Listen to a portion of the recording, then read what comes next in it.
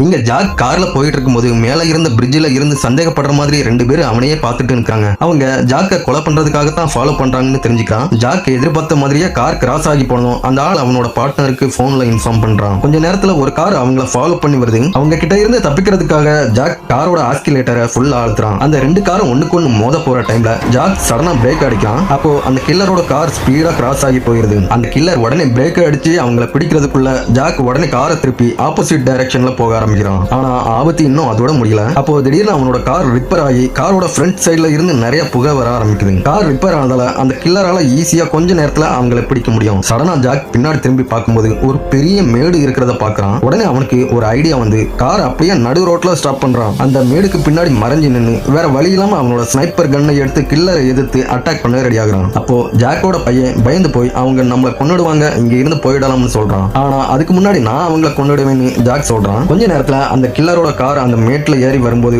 Jack ஒரே ஷாட்ல அந்த கில்லரோட டிரைவரை கொன்னுடுறான். ஜாக் ரெண்டாவதா ஷூட் பண்ணும்போது அந்த கார் கண்ட்ரோல் இல்லாம பல்ட்டி அடிச்சு அங்க இருந்த புல்வெளியில போய் விழுந்துருது. அதுல அந்த கில்லர் இறந்துருப்பான்னு நினைக்கிறான். ஆனா அவன் எப்படியோ உயிர் தப்பிச்சிடறான். அந்த கில்லர் இப்போ பதிலுக்கு ஷூட் பண்ணதுல ஜாக்கோட கார் டயர் வெடிச்சிருது. ஃபியூயல் டேங்கும் தீ பிடிச்சு எரிய ஆரம்பிக்குது. ஜாக் கில்லரோட இன்டென்ஷனை புரிஞ்சுக்கிட்டு அதுக்கு மேல அங்க நின்று ஆபத்துன்னு வேகமா ஓடி பக்கத்துல இருந்த ஒரு பண்ணைக்குள்ள போயிடுறான். உள்ள போனோம் ஜாக் அவனோட பையனை அங்க இருந்த வைக்கோலுக்கு பின்னாடி மறைஞ்சிக்க சொல்லிட்டு அவன் போய் கில்லரை அட்டாக் பண்ண முடிவு பண்றான். அப்போ அங்க இருந்த ஒரு ஷவலை பார்த்ததும் ஜாக்குக்கு சடனா ஒரு ஐடியா வந்து அந்த ஷவல் மேல ஸ்னைப்பர் கன்னை வச்சு அங்க இருந்த விண்டோ வழியா ஒரு கில்லரை எய்ம் பண்ணி கரெக்டா ஷூட் பண்ணிடுறான். உடனே அந்த பண்ணையில இருந்த விண்டோ வழியா அந்த கில்லர் ஜாக் இருக்கிற இடத்தை கண்டுபிடிச்சு ஷூட் பண்ண ஆரம்பிக்கிறான். இப்போ ஜாக் அந்த பண்ணையில இருந்து தப்பிக்கிறதுக்கு வேற வழி கண்டுபிடிச்சாகணும். அதனால அங்க ஒளிஞ்சு இருந்த அந்த குட்டி பையனை கூப்பிடுறான். இப்போ அந்த கில்லரோட கவனத்தை டைவர்ட் பண்றதுக்காக அந்த குட்டி பையன் கிட்ட 30 வரைக்கும் எண்ணினதுக்கு அப்புறம் வெளியே ஷூட் பண்ணுன்னு சொல்லிட்டு அவனோட கையில ஒரு கன்னையும் கொடுக்குறான். பிளானை எக்ஸ்பிளைன் பண்ணதுக்கு அப்புறம் ஜாக் மெல்ல ஃபர்ஸ்ட் ஃப்ளோருக்கு இறங்கி வர்றான். அதுக்கப்புறமா அங்க இருந்து வெளியே பார்க்கும்போது அந்த கில்லர் ஜாக் நினைச்ச மாதிரியே ஒரு சுவருக்கு பின்னாடி மறைஞ்சு நிற்கிறான். ஆனா